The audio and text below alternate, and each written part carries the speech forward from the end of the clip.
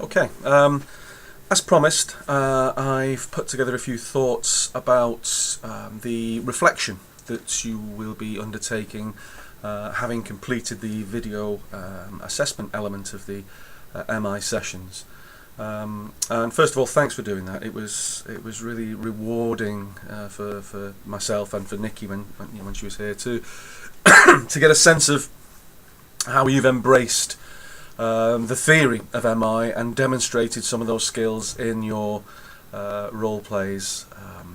So thank you for that. Even if you may or may not have agreed that, you all sort of gave it a go, and impressively so.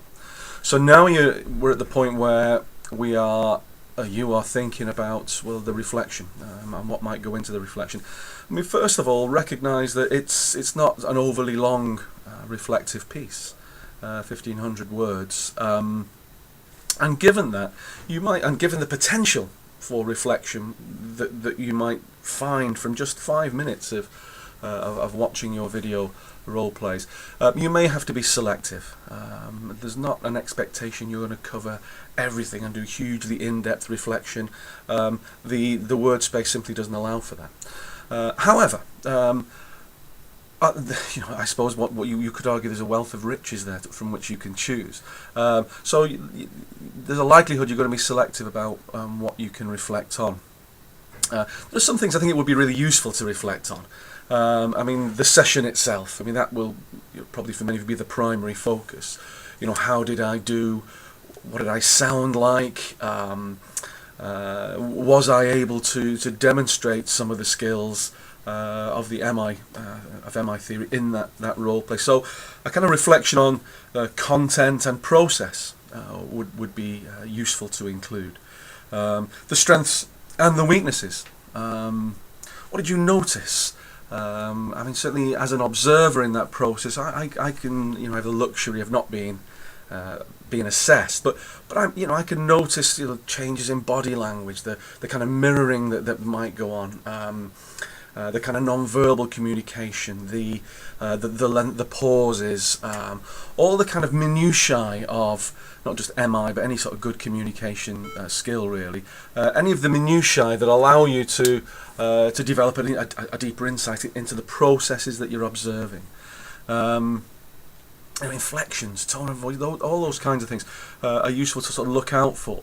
And I suppose in terms of content, there is an expectation you will make some links to the theory of motivational interviewing. So some of you chose to demonstrate, to role play a session midway through a series of sessions. The majority chose to go with engagement. So there's something there about recognising, well, what's around in MI about those particular areas, for example, and was I able to sort of demonstrate some of the skills associated with with that. So yes, there is an expectation you will make make links to theory in your reflection.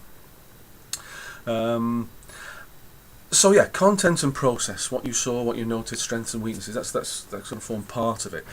You could include a section on your views on the basis of your experience, not only of the video assessment process but the 5 sessions that we actually had.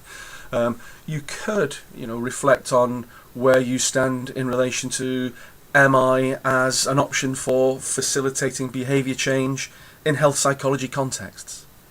So a real applied sort of feel. Where are you? I mean, there are a growing body of literature affirming the strength of MI, whilst not universal, and recognising that. But there is a growing body of evidence suggesting that it could be a really beneficial set of skills in behaviour change context. So where are you on that? Where does that? Are you different now than you were when you first started to look into what motivational interviewing was, what it consisted of? So another element for me is the where are you now. The where are you now bit. That would be useful to give some sort of reflection on. How has the process, if at all, impacted on your position in relation to behaviour change and the skills associated with behaviour change.